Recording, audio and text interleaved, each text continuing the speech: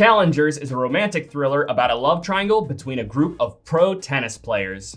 In this movie, we initially follow pro tennis player Art Donaldson, played by Mike Faist. His wife Tashi Duncan, played by Zendaya, was a renowned tennis player in college who, after suffering a career-ending injury, becomes his coach. She wants to end his losing streak, so she puts him in a challenger event, which happens to be the same event that Patrick Zweigue, played by Josh O'Connor, entered, who is Art's former best friend and Tashi's former lover. Art and Pat face off, but it's much more than just a tennis match, as so much history between the three of them comes to light in the process. So on the surface, this seems like an ordinary sports movie, but at its core, this is a movie about obsession. It's about a group of people, two of them with an obsession with the sport that's unhealthy to the point where it compromises their ability to live healthy and functional lives. Tashi doesn't seem to have much concern for things that aren't tennis. Even during her love life, that's the only thing she ever has on her mind.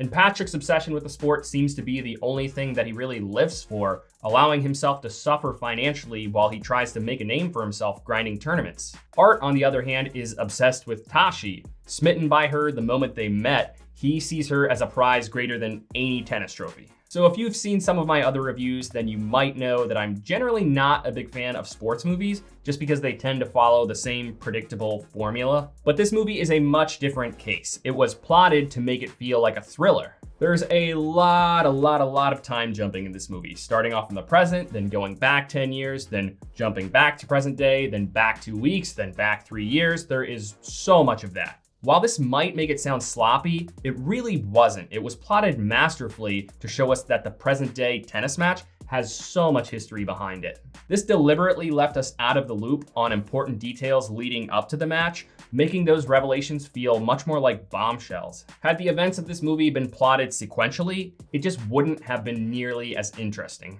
So it is a sports movie, but it shouldn't feel like one. If you're watching this primarily focusing on the tennis scores, then you are really missing out on what makes this movie an interesting experience. If you're watching this invested in how Art and Tashi ended up together and how Art and Patrick fell out, then it's going to feel like a thriller. The most interesting thing about this movie is trying to figure out through Tashi's subtle word choices and actions how she really feels about the boys. She's clearly much more absorbed by the tennis world throughout this movie, but the question is always looming over you, wondering whether or not she cares about them at all. With some of the power moves that she makes and how emotionally unsupportive she is, the boys often just feel like toys to her. But she was the showstopper. Zendaya steals just about every scene that she's in. She is at the top of her game here, and she is definitely going to be recognized for this role come next year's award season. Her presence for much of the movie is given esteem through hype music. For a lot of it, there isn't much music to give us the feeling that Art and Pat's lives are a little bit dry. And then she enters frame and the sick beats start playing to give us the feeling that she's here to spice things up. Both Mike Faist and Josh O'Connor gave great performances as well.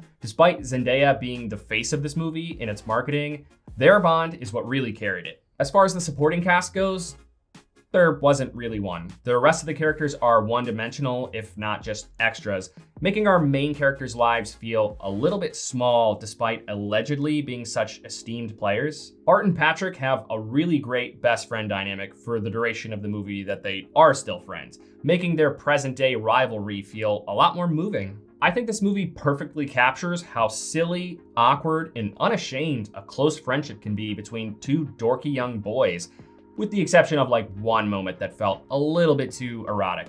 Art does get to be a bit Machiavellian with the whole love triangle thing, making him feel a little bit villainous at times. While this does check out with his egoistic behavior, it did feel a little bit silly, veering into borderline soap opera territory, but it was only a couple of times. So the ending was gripping. Those last 15 minutes or so really leave you sitting on pins and needles. At first, I'm sitting there thinking, oh my God, what is he gonna do? Who's gonna win? But they dragged it out a little too long. It eventually got to the point where I was just thinking, okay, come on, let's just wrap this up already. The lesson here is that you can only leave people in suspense for so long until that suspense naturally just turns into frustration. Nevertheless, it was still a funny and thrilling film overall. This is a good example of how to make a sports film that isn't totally predictable. I thought this movie was great.